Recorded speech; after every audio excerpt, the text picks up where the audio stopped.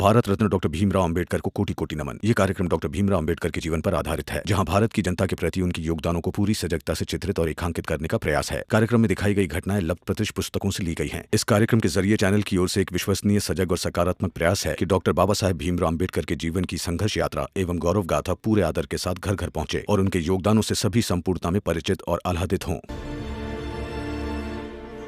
मुझे आज भी लगता है कि उस समय मुझे बाबा का विरोध करना चाहिए था। ठीक है, लेकिन उस समय मुझ में बुद्धि नहीं थी। आज है, इसलिए विरोध कर रहा हूं। जैसे तुम धरना देकर अपनी बात मनवाते हो ना, मैं धरना दूंगा ताकि तुम मेरी बात मान सको और मेरे बेटे को मना सको कि वो मेरी बात माने। ऐसा नहीं है कि हम तुम्हारे संघर्ष में तुम्हारे साथ नहीं, लेकिन हमारी भी मजबूरी है। हम मेहनत मजदूरी करके लाई हुई कॉपी के पन्ने ऐसे नहीं फटने दे सकते। भीम के जीवन में कितनी समस्या है और उस समस्या को हर कोई पैदा कर रहा है, यहां तक कि मैं भी कर रहा हूं। मैंने भीम की शादी बचपन में करवा दी। उसके लिए वो भी एक मुसीबत थी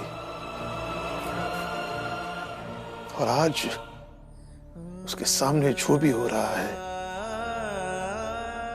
वो भी एक मुसीबत ही है। बाबा,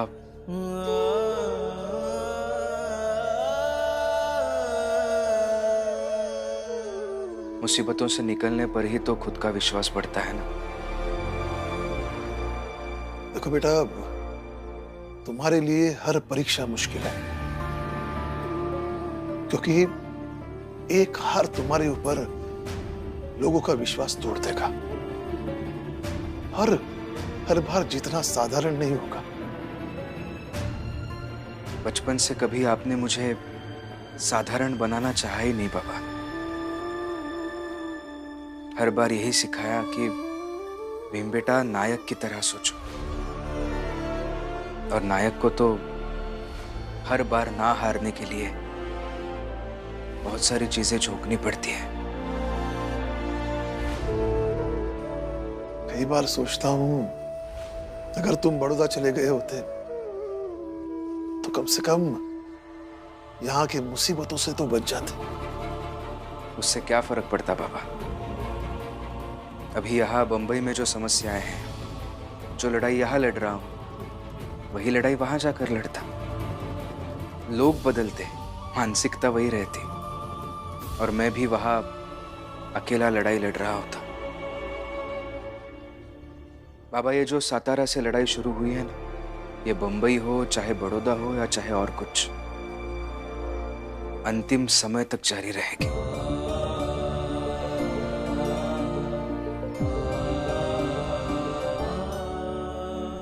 अच्छा बाबा, मैं इसलिए आया था कि आपकी थोड़ी मदद चाहिए थी।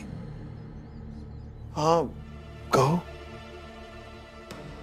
जिन बच्चों की कॉपियां कल मेरी वजह से फट गई, जिनके माँ बाप अभी आए थे, मैं चाहता हूं कि उन बच्चों को मैं नई कॉपियां खरीद कर दे दूं।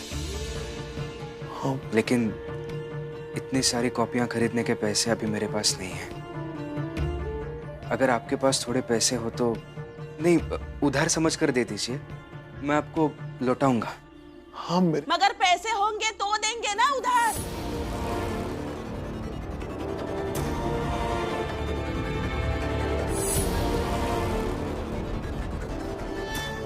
नहीं है पैसे, और अगर मांगने वाले तुम हो तो बिल्कुल नहीं है। जीजा भाई, आज तक कभी भीम ने पैसे नहीं मांगे, और आज मांग रहा है तो उसे मुझे दे देने दो। नहीं, इस आदमी को मदद नहीं, बिल्कुल नहीं। तुम जाओ। जीजा भाई, हर बार बहस नहीं। ठीक है, बहस नहीं। हाँ, बहस नहीं, सीधे सीधे कहती हूँ, आप इस आदमी को मदद नहीं करेंगे। देखो जीजा भाई। बाबा, अब दोनों झगड़ा मत कीजिए, मैं कुछ और उपाय ढूंढ लूंगा। हाँ, जाओ जाओ, दूसरा जाओ।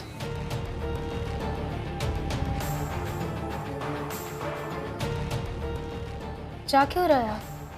रमा, ये उधार ही तो मांग रहा है बस। लेकिन नहीं देने ना उधार पैसे। क्यों नहीं देना?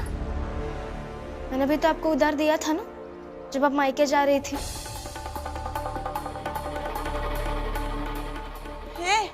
झूठ मत बोल।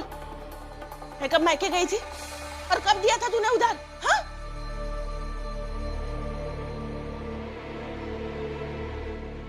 याद कीजिए जरा, जब आपका पैर टूट गया था तब आप मायके गई थी, तब मैंने आपको उधार दिए थे पैसे। देखो देखो कैसी है औरत, झूठी कहेगी। मेरा पैर कब टूटा था? टूटा था, याद कीजिए। आप बताइए बताइए, मेरा पैर कब टूटा था? हाँ, बस एक बार हाथ में चोट आई थी बस। मतलब आपको सब याद है?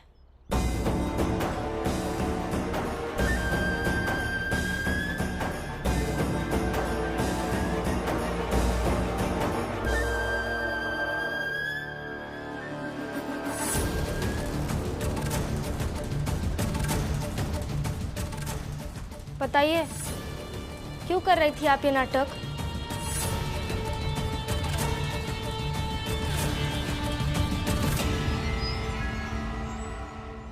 मेरी शादी होने वाली है आज, मैं दुल्हन बनूंगी। छोड़, मुझे मुझे मुझे जाने दो।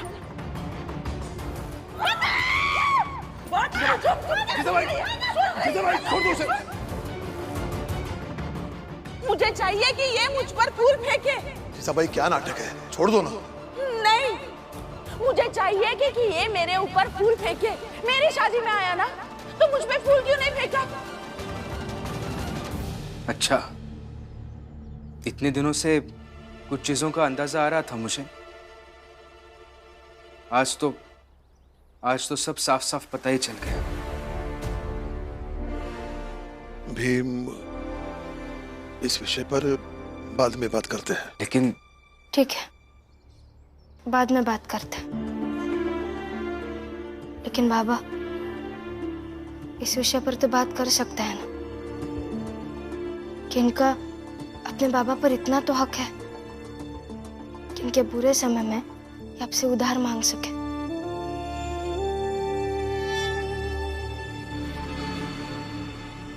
अब जान ही गई है तो सारी बातें जान ले।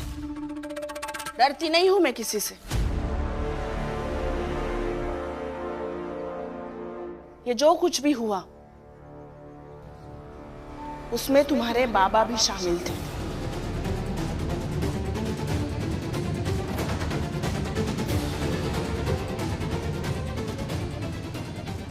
पापा, और अभी ये पैसे इनके हैं।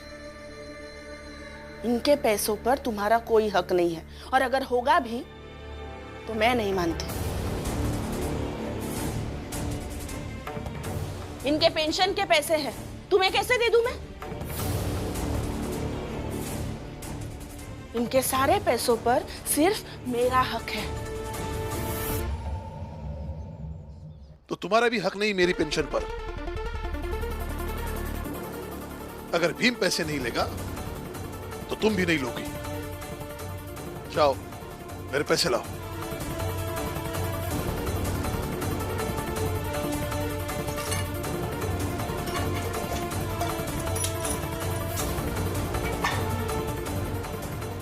यही है ना पैसे आपके?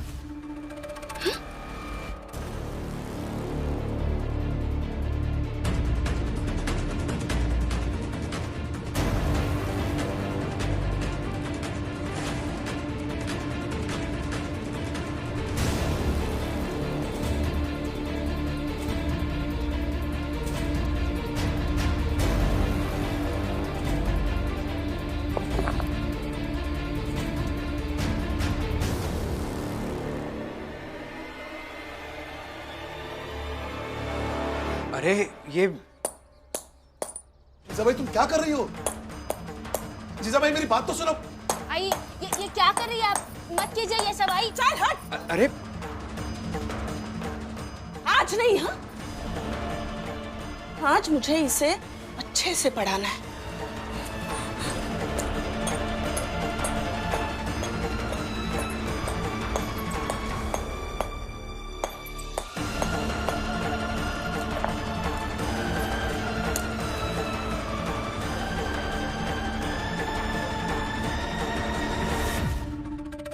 ये लो। अगर तुम्हें हक है अपने बाबा के पैसे लेने का, तो मुझे भी अधिकार है उन पैसों को ऐसा करके तुम्हें लौटाने का।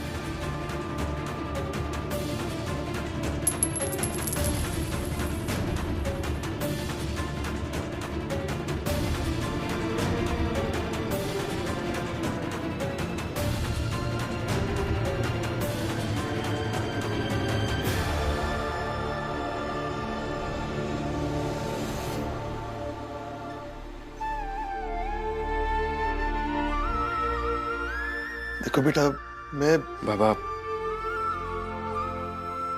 मैं समझ सकता हूं कि आपकी भी मजबूरी है। शायद मुझे ही आपसे पैसे नहीं मांगने चाहिए थे। आप उधर कहाँ जा रहे हैं? आई से कुछ कहने की जरूरत नहीं है, सुनिए।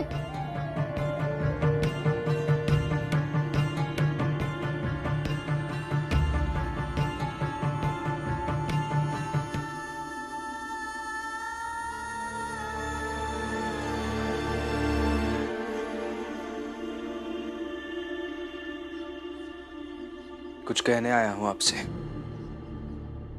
भाषण देने आए हो तो मत दो, और ये भी मत समझाओ कि मुझे तुम सबके साथ कैसा व्यवहार करना चाहिए। मैं कुछ समझा नहीं रहा हूं आपको, बस इतना कहने आया हूं कि इतना भी जहर मत पालिए कि आपके अंदर का व्यक्ति खराब हो जाए। वैसे आज एक चीज सीखी मैंने आपसे। इंसान का गुस्सा अलग अलग जगहों से पैदा होता है, लेकिन ईर्ष्या से जो गुस्सा पैदा होता है ना, वो सबसे ज्यादा विनाशकारी होता है। इतना कि कीमती सिक्कों को एक पल में फूटी कौड़ी बना देता है।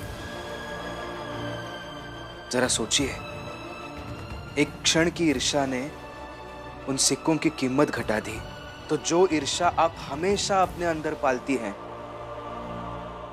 वो आपका कितना नुकसान करती होंगी। हो गया? मर जाऊंगे तो लड्डू बांटना। जाओ अभी।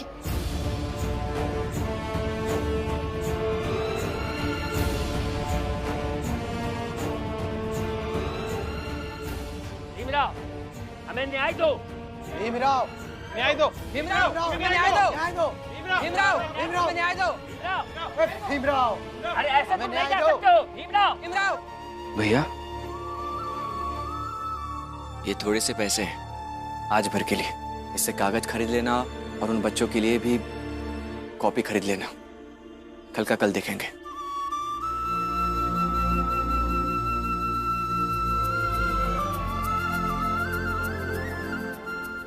धन्यवाद भैया। भीम,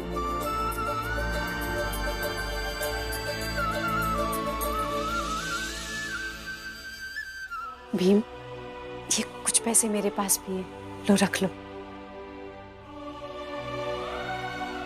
धन्यवाद काकी।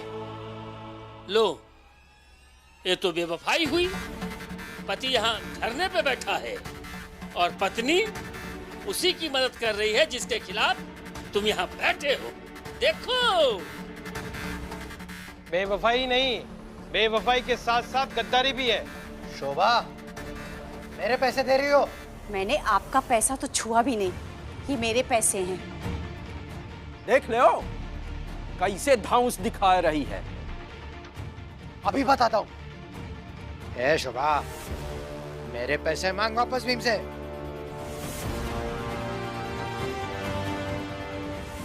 काकी, आप ये रख लीजिए। भीम, तुम ये पैसे लौटाओगे नहीं, तुम्हें मेरी कसम है।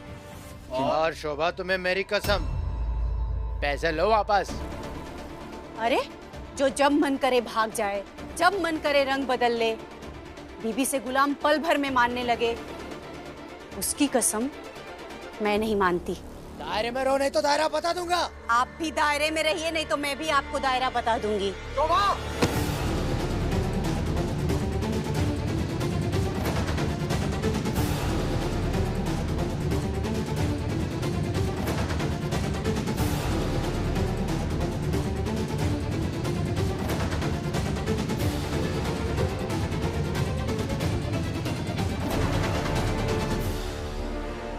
कोशिश भी मत करना, कुछ हासिल नहीं होगा।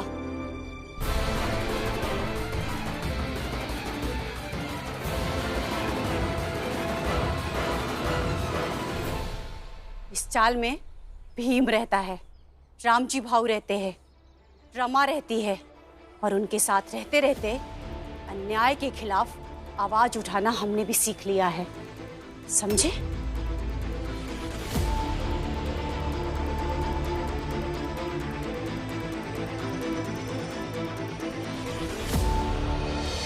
याद रखिए पुरुषोत्तम काका, जिन शोभा काकी को आप छोड़कर गए थे 12 साल पहले, वो कोई और थी, और अभी जो आपके सामने खड़ी है वो शोभा काकी कोई और है। और आइंदा से आपने मेरी आई पर हाथ उठाया तो मैं निपटूंगा आपसे।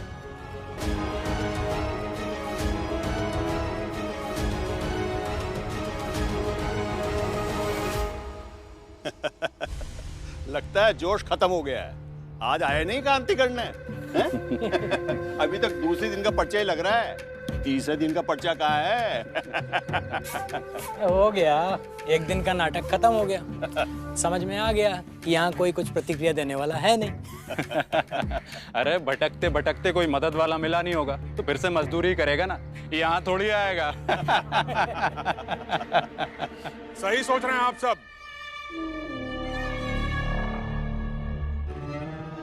वो भीमराव यहाँ लौटकर कभी नहीं आएगा।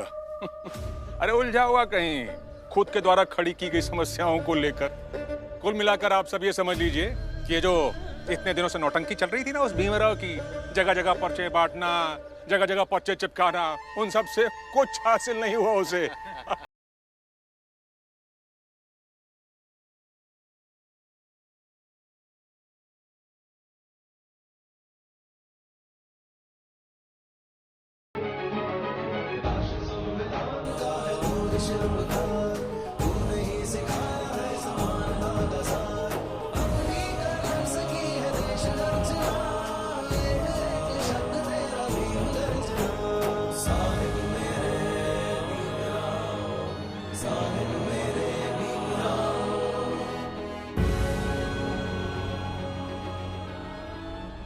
बहुत कुछ हासिल हुआ है मेघनाथ जी, और पहली बात तो ये कि मैंने अभी तक हार नहीं मानी है, और दूसरी बात ये कि आप लोग जो रोज वहां बैठकर अखबार पढ़ते हैं, आज यहाँ खड़े हैं, ये देख रहे हैं और सोच रहे हैं कि अभी तक यहाँ कुछ हुआ कैसे नहीं।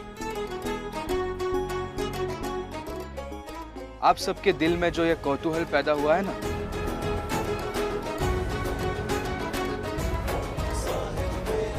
ये हासिल हुआ है।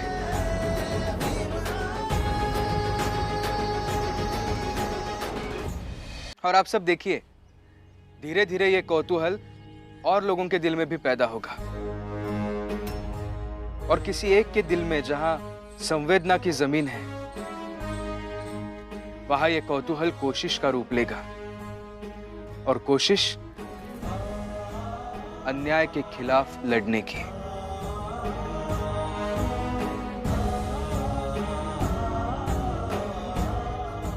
और मेघनाथ जी, जो लोग अन्याय के खिलाफ होते हैं वो बस देखते हैं। ऐसे देखने वाले में किसी एक के भी दिल को अगर मैं परिवर्तित कर पाया और उसके मन में कौतूहल पैदा कर पाया ना, तो बस हो गया मेरा काम।